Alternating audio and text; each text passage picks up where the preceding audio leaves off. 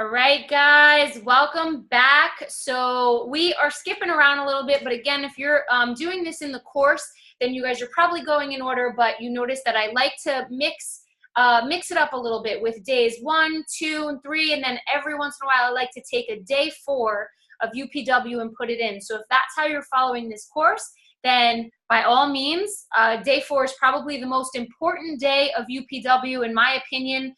And also in Tony Robbins' opinion, because he says it right there in the beginning of the book, without our health, we have nothing. So picking up where we left off on day 4, I'm actually going to take you into, let's start with, I want to say it's page 65, because if we look right here on this book, we're going to dive into the 12 core questions of a vital life.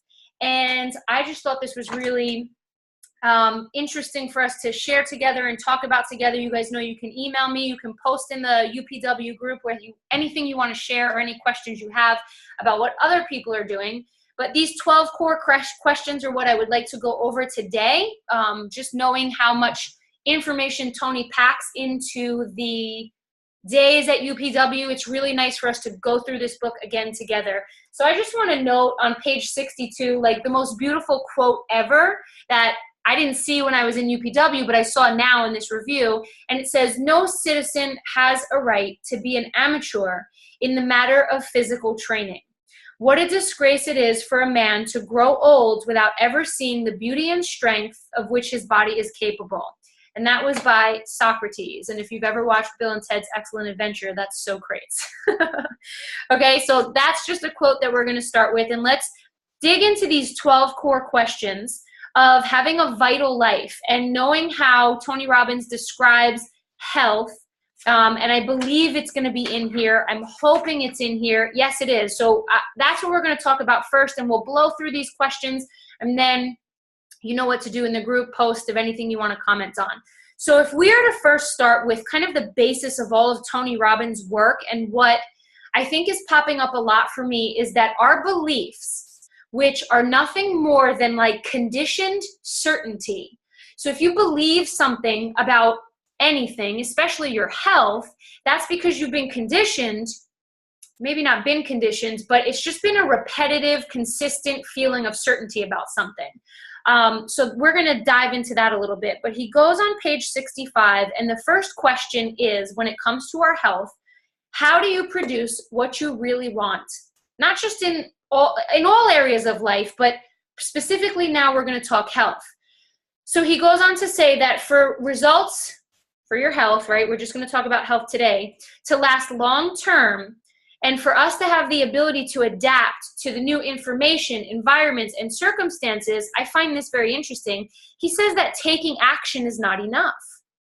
So when I think about health, it's like, okay, well, I've heard that you're supposed to starve a cold and feed a fever. And I've heard that an apple a day keeps a doctor away.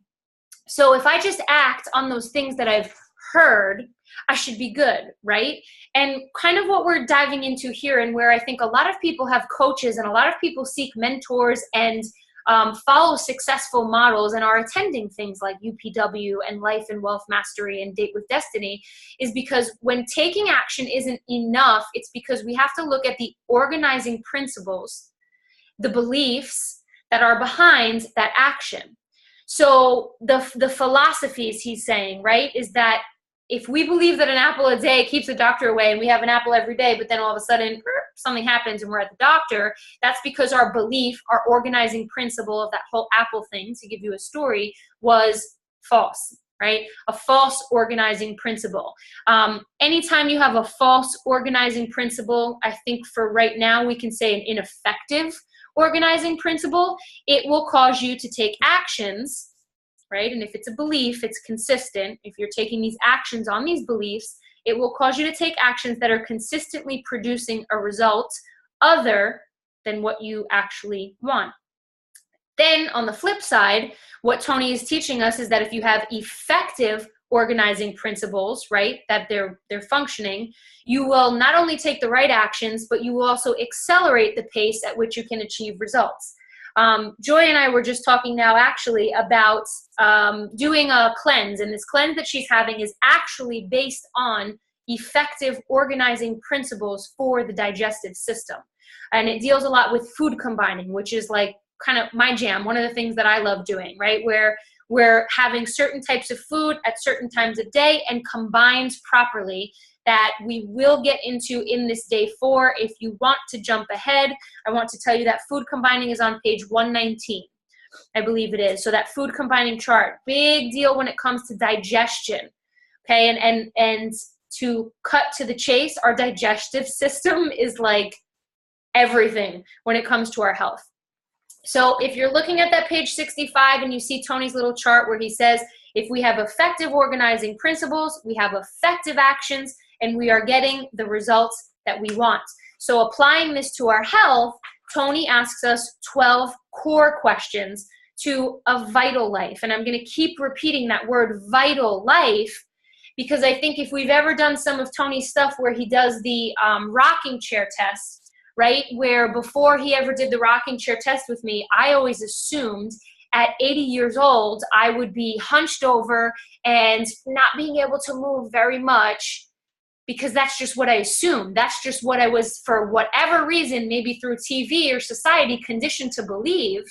Even though my grandmother, knock on wood, is 97 and still going to the gym and does not use a walker or a cane, right, and sharp as a tack, I didn't have that as my organizing principles. I didn't have that as my belief until it got called to attention that, you know what? Who says that at 80 years old you have to be hunched over and in a walker or old and decrepit? It doesn't have to be that way. So we want to talk about this idea of vital life, and we also want to kind of change our, do I want to say assumptions, our vision, our expectations, and our vision, a vision, an assumption of what we will be at that age.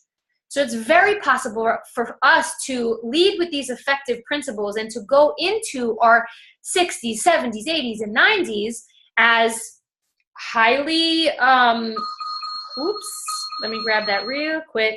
Sorry about that, guys. Sorry. Okay, going into these our older years, whatever we want to call them, the 80s, 90s, maybe even 100, thriving, vital, healthy. So we're going to get into that. And of course, he starts at the beginning. He loves to make the map, right? So it's time for us to ask ourselves, and this is something you can do once a year, once a quarter, whenever, once a week, whenever you want to. Some people maybe even every day. But start with asking yourself the question, when is the last time that I spent the time to think through my philosophy towards health? Okay? For me, I don't really sit down and think of my philosophy. I guess in the field that I'm in, I just kind of live it. But as I'm learning new concepts, I do revisit. And then I come to day 4 of Tony Robbins UPW and I revisit and I revamp. So I think it's something to do on a regular basis. And to also think about how we developed our beliefs about what causes dis-ease, much less what creates optimal vitality. So if we're to look at what our strategy is for creating health in our bodies, that's where he's kind of taking us here in this day 4. What is our strategy? How do we create health? And what does health look like to us? And I want to jump ahead. I have to jump ahead to question 3, because this is really important, I think, for us to even define what health is. Because I know a lot of people that define health as, and I had somebody very close to me say this recently, and I wanted to like kind of smack them upside the head that, well, the doctor says I'm fine. There's nothing wrong with me. You know, I'm still kicking. I don't have colds. I don't have this and that. It's like, but do you understand what health really, really is? And that's where I have to take myself down, not down, but like slow my roll a little bit, 2 notches. Because if we look at the World Health Organization's definition of what health actually is, right?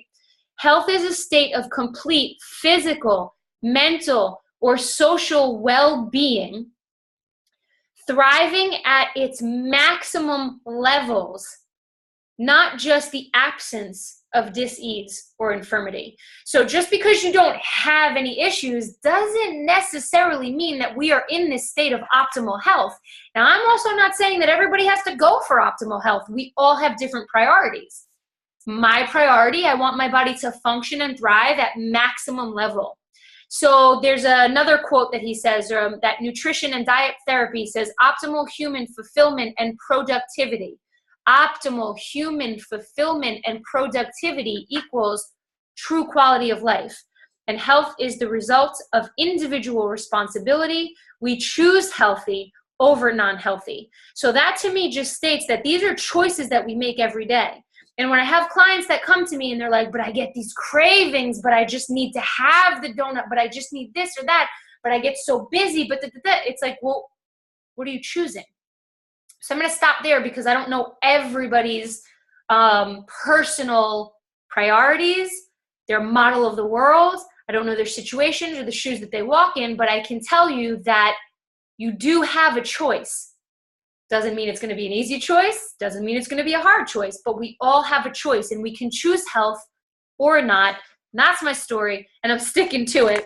That's Tony's story and I'm sure he's sticking to it too, because why not, right? At least let it be the possibility that I can choose health. A lot of people when I quit my job thought that I was crazy, but I'll tell you that when I quit my job, I drastically reduced my pay for something that I saw as a greater, right here, what they're saying, right? Optimal human fulfillment and productivity. My health improves, my lifestyle, everything improved. My pay eventually went up, right? My income eventually went up because I chose to make health my priority. I had to take a 50% pay cut to do that for the first year, but it was a choice. So that's just an example of a choice there. So let's get into some of these questions, right? First question he asks in exploring this, and these are the questions that I'll spend the most time on because they are the most important, and you should probably set a note or a reminder in your phone right now to ask yourself, what are the primary beliefs that society has conditioned most of us to believe about what it takes to avoid disease and experience health? And for me, I'm going to repeat that for you, for those of you who don't have the book in front of you, but what are the primary beliefs that we've been conditioned to believe, or most of us, about what it takes to avoid disease and experience health? So you can ask yourself, like, how do I avoid disease? And I call it disease. I prefer to call it that over disease. So for people who are just tuning in, if I say disease, I mean disease. So what does it take to avoid that state? What do you have to do? Do you have to see the doctor once a year? Do you have to eat vegetables? What are those beliefs? And just take the time to kind of jot it down and what makes you healthy. So some of the things that I wrote 2 years ago were you have to get 8 hours of sleep, you have to eat clean, whatever that means, starve a cold, feed a fever, and you should always wash your hands and never have your throat exposed to cold. Something I learned in Spain.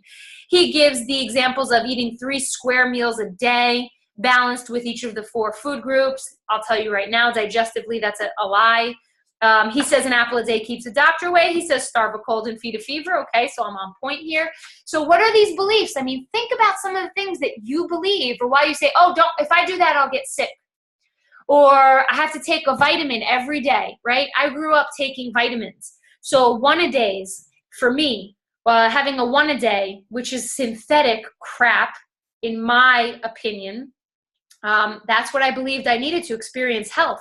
I think I still believe that my body must be nourished with vitamins. I prefer to get my vitamins now from Whole Foods as opposed to supplements, but it happens. I think there's some I know there are great supplements out there. I still take supplements every single day, but the majority of it comes from Whole Foods. So those are my beliefs.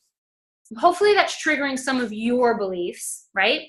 And then Tony goes on to say, page 68, if we want to maximize our energy, our vitality, and our health, we have to start by examining those beliefs. Because the challenge with our beliefs is that they're often developed unconsciously. This part I love. Our beliefs, right? The things that we feel so certain about, and they're sometimes so deep in our subconscious that we don't even question them. We just assume them. They've been developed unconsciously without critical thinking, right? Without even questioning them. And it's very easy for us also to be influenced by our parents who love us, right? Or people who love us. Then they go on to say advertisers, medical professionals, My personal favorite is the government. My personal favorite. All right. Because a lot of times we have to be the ones to decide, is this person coming first and foremost from a place of knowledge and proof? Is this person telling me this to improve my health and overall well-being? Or is there some type of financial gain for them working with that person doing that and this and that? Okay.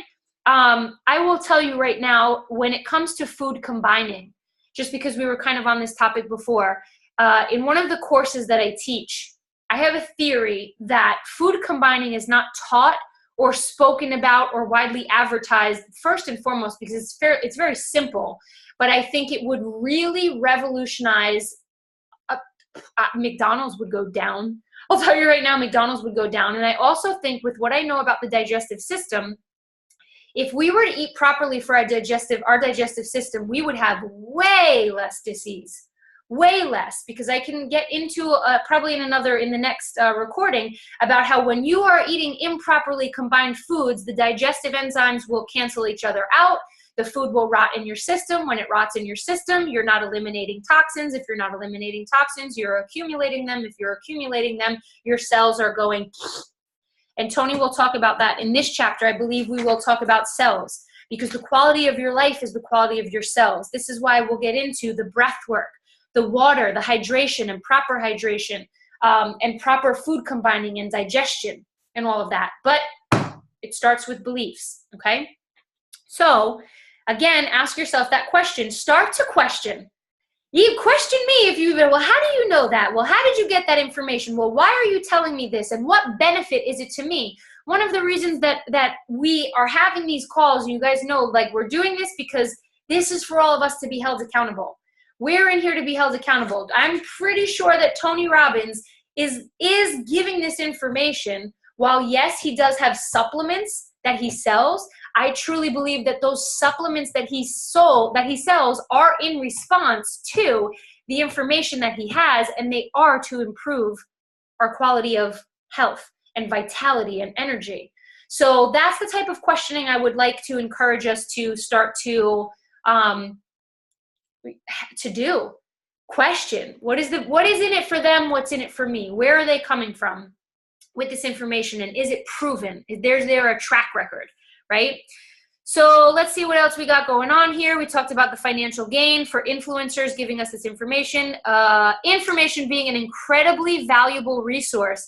It has to be balanced with common sense and proven results. I told you that. Ask yourself this question. This is really important to start becoming a critical thinker. Something that I learned in University of Massachusetts. Great education there. What beliefs and or convictions do I hold in the area of health? Do these convictions truly serve me? What benefits and transformations might I be able to experience if I'm willing to let go of these convictions and expand the options and information available to me to make new choices? What benefits and transformations might I experience if I let go of the old and I'm just open to, how about let's rephrase this, if I'm willing to let go of the old convictions. You don't even have to let go of them. Am I willing to let go of the old, and am I open to hearing the new information, expanded options, so I might be able to make new choices? That's all you have to ask yourself. Am I willing to listen to the expanded options? I like the way that sounds a lot. So that was question one, okay? Question one, what are my beliefs? Am I willing to let go of what's possibly not serving me? And am I willing to be open to new expanded options? If your answer is yes, stay and we can continue. If your answer is no, then stop the video and go on doing what you were doing. Question two, power of beliefs, right? And he goes into what is health. We're going to get into that again real quick. Number one, he's going to ask you about limiting and empowering. So when we talk about the power of beliefs, you're going to ask yourself now two questions. Now that you've explored your beliefs, and you can do this in any area of your life, guys. But for now, today we're doing health. So hopefully you can write this down or you're absorbing it in your brain. What are two of the most limiting beliefs I have had about my health in the past? again, to trigger a response in you, I'll share mine. This was from 2014, I think I went, and it says, this piece of hair is like killing me right now. See, look, that's pretty crappy language to say like something's killing you. I think that's improper. So this piece of hair is doing something funky. We'll leave it at that. What are two of the most limiting beliefs you've had about your health? And I had said in 2014 that everybody gets sick with something, it might possibly be due to your genetics. You need an expert to tell you what to do, or you need an expert to guide you. I had also believed that if you did not sleep enough, you will wear your body out. Is that true? I'm not really sure. I guess everybody needs different levels of sleep, although I still really like sleeping. I feel good when I sleep 8 hours a night. I guess it's my belief. But I have learned, especially through Tony Robbins seminars, like Tony Robbins seminars and then some conventions, I know Joy's on, right? Like Summit. I could totally survive and thrive. I don't know for how long, but 4 hours of sleep, 2 hours of sleep, I could do it. It just depends on the energy that's kind of going around, right? Tony Robbins seminar, you don't always really need sleep, right? And then the other question for question 2 is, what are two of the most empowering beliefs you have had about your health that has helped you? So what are two of the most limiting, two of the most empowering? For me, when I learned that I could heal myself and cure myself, and that all diseases could be healed, because I've seen people holistically, naturally, miraculously heal or be healed, that was it. I was certain then. And then it became a belief that it was like, oh, well, I can cure myself. And then boom, all of a sudden you don't have a thyroid disorder anymore. Your doctor, I said this in the last one. Tony Robbins had said, don't deny a diagnosis, defy the diagnosis. So let's say, for my example, right? My doctor tells me you have Hashimoto's hypothyroiditis. You're on medication for the rest of your life. And I said, okay, give me the medication. I'll take it, but give me my blood. I would have to go every 6 months. Give me my blood test. And what I will do is,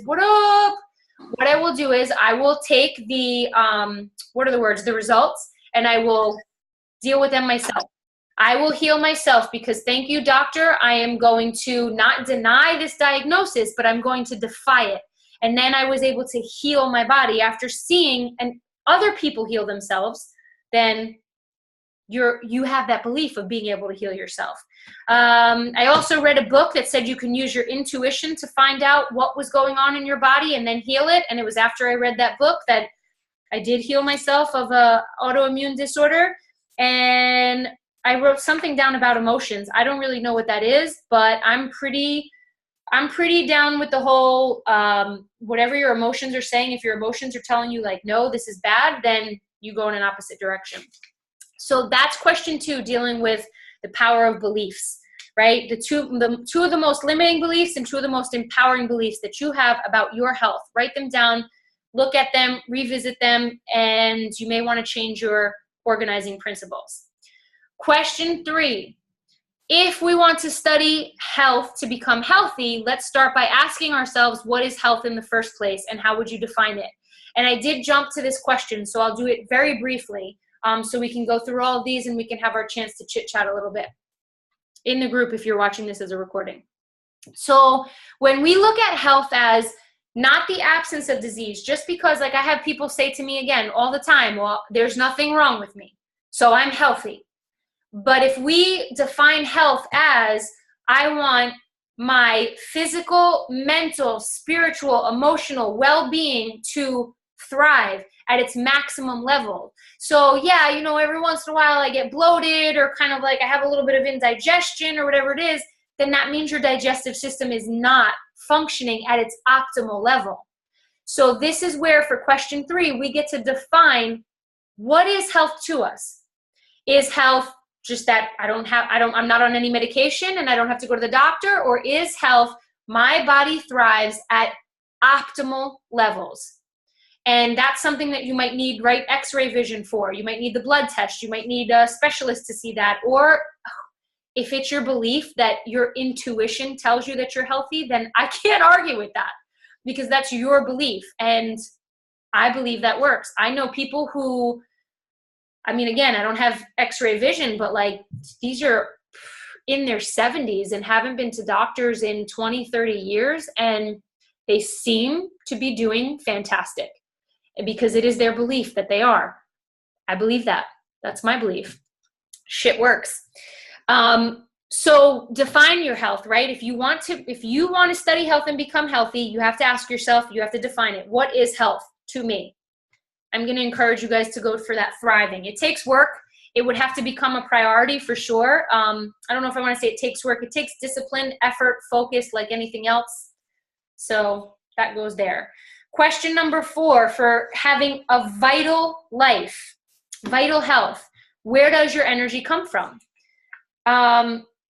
When I first visited this book, my answer was, oh, energy comes from food. And while it kind of does, what we have here in this book is that your energy comes from your cells. And while it might seem like a little boring, like, what do you mean it comes from your cells? Knowing this, that the quality of your cells is what creates the quality of your life. This question 4 right here, where does your energy come from? It comes from your cells. Changed my entire life. Changed my health. Just to know that, okay, what do you mean? My energy, like my life, my quality of life comes from my cells. Please do tell, okay? So I'm just going to read this on the bottom. Energy is not only the basis of existence, it's the fuel that makes everything in our lives real and possible. So when Tony Robbins talks about energy, and you see in UPW all these other days, right, about business and relationships and finances and all of these other things, and then we get to health, he's talking about the one thing that you need to sustain it all is energy. Energy. I can tell you, if you are living a drained life, and we've all been there, right, where we've been in our lows, we've been in our highs, we've been in situations where we're being drained of energy, and then we show up differently to other areas of our life. So if you have a career, a business, whatever it is, but you're being drained of your energy somewhere else, your business might suffer, your relationships might suffer, right? Your health might end up suffering. So I just want to make that note of when he talks about energy, he means it on all levels. And when Tony Robbins says day 4, without our health, we have nothing, and energy comes from your cells, my ears perked up. Okay, because you go to question 5 and it says healthy cells are the key to a healthy body. With that, I got very curious, and rightfully so, because the next couple of questions and like the rest of the book goes into how everything is processed through our cells. And I think once we understand that, making choices of what to eat and how to take care of our body and how to breathe and how to move and how much water to drink and what type of water to drink, it starts to become really easy when you're like, oh my God, so you mean like I have to breathe more often and I have to breathe deeper with my diaphragm and I have to drink more water and less coffee? Like you guys on here know how I struggle with coffee. You know, it's an addiction, that's for sure. And as much as I can tell you I'm not addicted, I must be. I'm addicted to the habit more than anything, but that's not what we're here to talk about right now. So healthy cells are the key to a healthy body. Question number 5, what do cells need then to thrive? Right, it says survive, but we go to thrive. What do cells need to survive and thrive? I'm not making it up, it's right there. It's right there, okay? Because nobody likes to talk about just survival. We like to talk about thrival. Because cells are living organisms, and I want you to think about that. All these living organisms here in your body, this is life-changing right now. At least for me, it was life-changing information. Because cells are living organisms that are vital to human life, they have basic needs. And their basic needs, it says there are 3 things, but I'm going to turn it into, and Tony also does, turn it to like 3.5. So the 3 things a cell needs to survive. I want you guys to remember this, own it, love it, use it, do all of it. This is also in the course that I teach. My course was based off of all of this. Oxygen, first and foremost, is the source to all energy in the body. later in this chapter, I'm going to talk about it now because we're on it. So that way, if we get to it later in the chapter, they had said like how a cell dies, that one of the first ways a cell will die. I mean, look, if we go 3 minutes without oxygen, is it, or 10 minutes without oxygen, we're dead. So your cells need that also. And they talk a little bit about how I think they took oxygenated cells and put them in rats, and then ones that were like 60% less oxygenated and put them in the rats, and those rats with the less oxygen developed cancer. And I was like, what? How is that even, like, my brain can't even wrap around it, but there's scientific studies, so it has to make you think, if our cells need oxygen and we do not breathe properly, we breathe shallow, we breathe right up here. We want to breathe, diaphragmatic breathing is where your diaphragm actually squeezes the organs. And there's a breath work, just Google it, take account of it, because I don't think we're doing it today. The breath is a 1 to 4 to 2 ratio. So you're inhaling, let's say you inhale for a count of 4. So inhale for 4, and then you will hold it for 16 and exhale for 8. So 1, 4, 2 ratio. Whatever you inhale for, multiply it by 4, multiply it by 2. So it's inhale, hold, exhale to a 1, 4, 2 ratio. That's how we're going to get oxygen into our cells. When Tony Robbins does the priming and he has us do the breath of fire, that's frontal lobe cleansing. That's getting oxygen into your cells. All the lymphocyzing and everything, our cells need that. And I truly believe that with proper breathing, or at least saying, let me just give myself 3 rounds of like that 1, 4, 2 breath once a day, you're probably going to extend your life.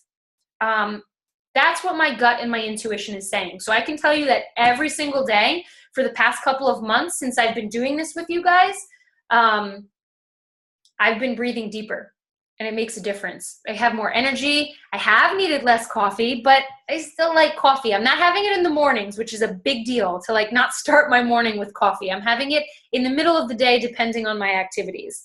And I'm fine with it. I'll survive with my like ridiculous attempt to quit coffee. But so oxygen is the first thing that it needs. And just to give you real quick, right, oxygen drives metabolic processes in the body, such as assimilation. He says absorption of nutrients, eliminating waste. You get oxygen in there, you're eliminating waste, which is really important. You're going to see in number 3, respiration, circulation, and digestion. I've been focusing so hardcore on digestion and how to eat properly, so that way our body can eliminate those toxins, and our digestive enzymes that as we get older are dying off and are really what allows us to function and our cells to function. Huge on digestion lately, huge. And digestive enzymes, Google it until you get to the next one. So oxygen we need. The second thing, I'm gonna call it the like 2.5 thing that cells need, are water as the most abundant substance in the body, and I'm counting that water a little bit as nutrients. So water and nutrients. Inside the cells specifically, water is used for breakdown of substances and as a medium for chemical reactions that our body must complete, and the diffusion of osmosis of substances. We're not getting into that today. But just know, obviously, you need water. You know that crap. But I want you guys to think, it's not crap, but I want you to think, my cells need more oxygen than they're getting. My cells need more water than they're getting, and a higher quality of water. And the last thing, sorry, water / nutrients. And the last thing that cells need, your cells need it, so your whole body needs it, is the ability to eliminate its own waste / toxins. This is why I'm super obsessed. When I say obsessing, it's in a good way, like researching the crap out of digestion, because when we're eating even dead animal flesh, and I'm not a vegan yet, that dead animal flesh is already rotting. It's already rotting, so it goes into your body and then it continues to rot in your body. I think the only thing that Tony was eating animal-wise was fish, and you even have to be careful with that, because for those of us who were in the last UPW, we know that he had mercury poisoning. So I recommend my clients have fish no more than twice a week max, and there's certain type of fish you should even be eating. Nothing from Atlantic, nothing from a farm, anything if you can get from Pacific, wild, No farm stuff, no tilapia, none of that. Try to avoid canned tuna, all that good stuff. Okay, so those 3.5 things your cells need to thrive. You know you need to get more oxygen, water, nutrients, and more elimination of waste. And we'll talk about cleanses another day, because here's what I'm going to say about cleanses. When you are on a true cleanse is not starvation. A true cleanse is, I am no longer putting toxins into my body so my machine of a body can do what it's designed to do, which is function properly and eliminate those toxins. So if you're not putting them in your body, now you're cleansing. Your body is a cleansing machine. So when we talk about, for example, right, joy technically, you're on a cleanse for sure, because you're not putting extra toxins in your body purposely. But when we have people that say, I'm going to take this substance or this pill so it pushes things out, that's not a cleanse, that's force. That's diarrhea. That's go to Mexico and pick up Montezuma's Revenge and just get it out there and strip yourself of all of the nutrients. A true cleanse is stopping the toxication, stopping the introduction of toxins, and allowing your body to cleanse.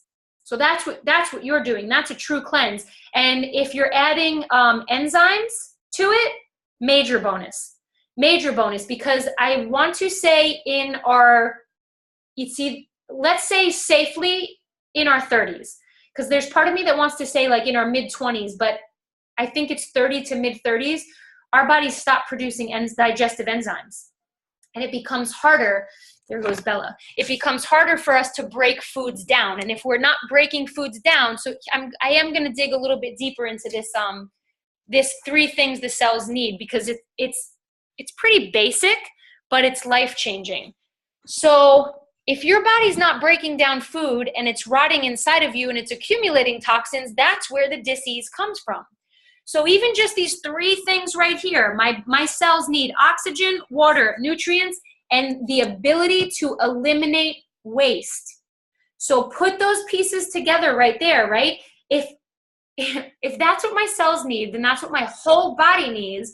And every time, this is what I say to myself, and this is where I believe in the 85-15 rule, 80-20 rule. You can't eat clean 24/7. I don't even think it's healthy, because there are so many toxins in our environment. I think it's okay to have the Oreos every once in a while. I think it's okay to have, last time I had McDonald's, I was doubled over in pain, but if your body can handle that, then it's okay every once in a while. You can't go crazy depending on your personality. But if those are the things that our body needs, then every time we put in, right, the Oreos or whatever it is, it's a little bit of toxins in there. It's not natural. Allow your body afterwards to eliminate it, right? And the people that I'm speaking to right now, this is not directed towards you clearly, but I'm just thinking of who else will be listening to this. I'm not saying purge stuff. I'm saying start to introduce with the whole foods, right? The proper food combinations, whole foods, fruits, vegetables. Some people can have grains, nuts, seeds, all of that stuff. That's the stuff that will cleanse you naturally. Nothing pushed out. Question 6, how do we know that cells need oxygen, water, nutrients, and the ability to eliminate its waste? I feel like I just dipped into that, and he goes over 3 experiments where I told you about the rats. One of them was Dr. Alexis Carrel had kept cells in a petri dish and kept them alive indefinitely, as long as they are not poisoned by their environment. So they're in a petri dish. We don't live in petri dishes. We don't. But these cells that were in petri dishes were given oxygen, water. What did he give them? He gave them their basic needs. So I'm assuming he gave them oxygen, water, and somehow allowed them to eliminate their own waste. These cells stayed alive forever. And I'm something very interesting too, because I always think of this, and especially when I have you 2 guys on, you ever read in the Bible how people lived until like 100 and something? I just have this this gut feeling that that's really like how long we are supposed to live, but we are so intoxicated, like just from everything we're taking in. So that to me, that just kind of ties into me, like we could be living longer if we weren't being, for lack of a better word right now, poisoned. Just a fact. That's what I think. I don't see why we shouldn't. So those are some things right there. Interesting. That's on page 73 for people who have the UPW book. 3 ways healthy cells can die. The question is, if cells live forever, then what causes them to die? The most common killer is lack of oxygen. So that right there made me want to, like, we'll do it. I'll do it with you real quick because it's useful instead of having you Google it. So just close your eyes and just take a deep breath in for a count of 4. I'll count for you. 1, 2, 3, 4. And then you're going to hold it for 16. If you can't make it, then you'll be okay. 8, 9, 10, 11, 12, 13, 14, 15, 16. Exhale for 8, 7, 6, 5, 4, 3, 2, 1. Boom. He says do 10 breaths like that every hour. That's how much oxygen you need.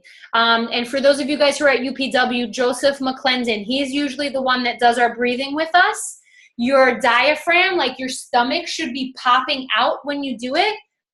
And again, think of it as like the way we brush our teeth, the way we get dressed in the morning. Make it a routine. Maybe you don't do it 10 times every hour on the hour, but if you did it twice today, that would be more oxygen for your cells than you were getting before. Man lived up to 507 years. So, okay, that makes perfect sense to me. That makes perfect sense to me, because if we're not being poisoned and we're giving, I mean, that's it. Oxygen, water / nutrients, and ability to eliminate waste. So what causes cells to die? Lack of oxygen is the most common killer. Any disturbance to the electrical field, it says either drug, food, or non-food, or any physical rupture. And he talks about the 6 basic causes of cellular atrophy, decreased workload, enervation. I can't remember what it was. I had to look it up, and it's in my other UPW book. I'm so sorry I don't have it on me. Diminished blood supply, inadequate nutrition, loss of endocrine stimulation, and aging. And one of the interesting things that I wanted to talk about there was nerve impingement. And I started seeing a chiropractor. And let me just tell you, for those of us who don't know, all of your nerves that go out to the spine control your organs. And when one of the nerves is impinged, or one of the nerves is not sending signals, so it could be affecting an organ, quite possibly. Could be affecting the way you eliminate, the way you breathe, all of those things. So I think one of the things Tony does with the Egoscue and proper alignment, really big deal. Question 8, what's the primary medium that delivers oxygen and nutrients to the body? So how are we getting this oxygen and all these nutrients to the body? The blood. He's going to talk to you right there about being alkaline, having an alkaline diet that will speed it up for you and just tell you less animal flesh and less coffee, more vegetables and fruits. Question 9, we're almost done here. What is the primary medium for eliminating wastes? A lot of people think that it's number 2, and it's not. It's the lymph system. And that's where he has you guys rebounding. So people who don't have rebounders, the coolest thing they can do is buy one of those balls, the big yoga balls, and you can bounce on that. Or I know, Mike, you were at Life and Wealth with me where we would just like bounce up and down. She said just bounce on your toes and sing that song where you brush your teeth. So that's just getting the lymph on there. Hi, Christina. Love you. So that's the primary medium for eliminating waste is actually your lymph system, as opposed to number 2. It says your body has 3 times more lymph than blood. That's on 75. You can read a little bit about that. The best thing I can tell you, just to give you a little tidbit for people who are not diving into it as deeply as I am, you guys, stretching and twisting and exercising and bouncing are super ways for you to be cleansing your lymph. There's also something called dry brushing. again, it's a little bit of a discipline. So I think the easiest might be for you to bounce or maybe lay down on the floor. Again, if you like, usually when TV's on at night, I don't really watch TV, but it's on, I lay on the floor, I twist. So you're detoxing there a little bit, okay? Dry brushing, rebounding, anything called lymphosizing, jumping up and down, all of that stuff works. Question 10, page 76, what is the true source of disease? Accumulation of toxins. Again, going back to the digestive system. Again, going back to why do we want to do more breath work? Why do we want to do the lymphosizing? Why do we want to eat whole foods, right? And cleanse ourselves properly, not by stripping us of nutrients, but by letting the body do what it has to do and just not putting in toxins. And then question 11, but aren't our bodies designed to eliminate toxins from the bloodstream? And it says, yes. That's why the cause of any individual disease may be isolated given circumstances. You don't need to know that. Well, we don't need to talk about it really, but I went over this. Our bodies are designed to eliminate toxins from the blood. My dog is being really annoying right now. Our bodies are designed to eliminate toxins through the skin, the lungs, the respiratory tract, the bowels, the urinary tract. But again, if we're constantly putting toxins in, what are we doing? We're working against our body. You're working against your body if you're putting toxins in continuously more than it can eliminate it. That's what I really want to say about that, because I don't want to get too deep into this stuff. We've already chatted quite a bit about some things, but they're really important things. I mean, without your health, you have nothing. That's the beginning of day 4. And I agree with that. So those are the 11 questions. There's supposed to be a 12th question somewhere, and oh, there it is. I see it. Okay, so I guess he expands a little bit on the elimination of toxins, and he talks about how we get it out of our skin, right? So if you're sweating, if you're breathing, you're going to the bathroom on a regular basis. A lot of people go to the bathroom, like have a bowel movement after every meal that they eat. It is not uncommon for people to go twice a day. That's actually really healthy, but you should definitely be going at least once a day. And also urinating, drinking that water, flushing it out. You're starting to see how this all ties together, right? How to create health. I talked about the causes for toxins building up. He does go into, again, an overly acidic diet, which I already told you guys, increase the vegetables, cut the caffeine down, the coffee down, and the animal flesh. Look up an alkaline diet, because if you're keeping the blood at an alkaline level, and if the blood is like the river of life that transports everything to the cells, having an alkaline, maybe like a 70 to 80% alkaline. Live foods, whole foods, not microwaved crap, not processed crap, whole foods. I can tell you when I incorporate even one salad a day or one raw vegetable a day. You guys saw that I was talking about that mandolin slicer. Makes the biggest difference in the world, because I take the vegetables in a mandolin slicer, chop them up real quick. They come out paper thin, and I can eat raw, healthy, nutrient-rich, alkaline meals that taste incredible. So mandolin slicer is a really good way to help you increase your alkalinity as well, to get more raw vegetables in there.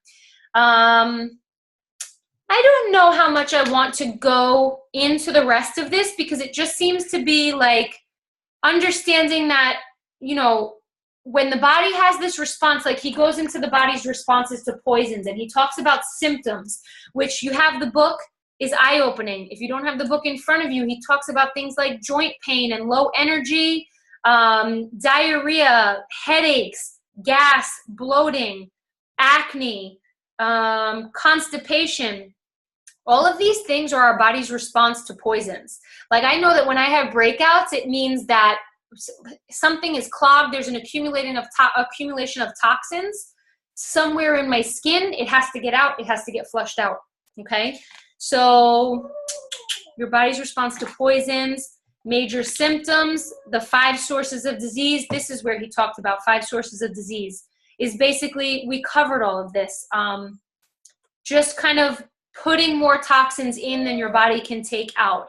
Nerve impingement. I was talking about how the spine and all of the nerves that are going to all your organs, Guys, your posture, moving, massage, stretching, all of that stuff is super important because your nerves go to your organs. And then one of the last things he talks about, source of disease, is a destructive mindset and negative thoughts. So going back again to what we talked about in question 1 and 2, the beliefs that you have about your health, the beliefs that you have about how you're going to be when you're 80, the beliefs about what's even going on in your day, in your daily life, right? How grateful. I've been doing a lot of, I think, Joy, you saw my, what was it? The I am affirmations. There was a guy in our group, I think his name was John Strasser, and his coaching group is called Rebel Against Yourself, and he had these I am affirmations. And I think every once in a while, like no matter how much personal development you do, every once in a while you just need that little boost of gratitude and belief and positivity. Like Christina was at UPW with me. Those 4 days are just like a injection of a non-destructive and a positive mindset. So I think we should be surrounding ourselves, why not? But constantly making sure that we're putting that into our life, because that affects our health. That affects our state of ease as opposed to dis-ease. Last question, he goes into the germ theory, where basically they were saying that it's not always germs that are making us sick. And I'm not going to go into all of that. I probably should, but I won't, because no, I'm not. So you guys can read it. It's on page 83. It's just where he's talking about what the medical profession teaching today, and just how the concept of a germ causing a disease is just no longer sufficient. So I'm sorry, I'm not going to teach that. But again, I would rather keep these short and stop the recording now. That way, I see every day, if anybody has any questions, we can do an open forum, and then anything else you guys need, you post in the UPW group. So thank you for being here. I'm glad you guys got to catch the recording, and I will see you in the group. Stopping the recording as soon as I can find the button.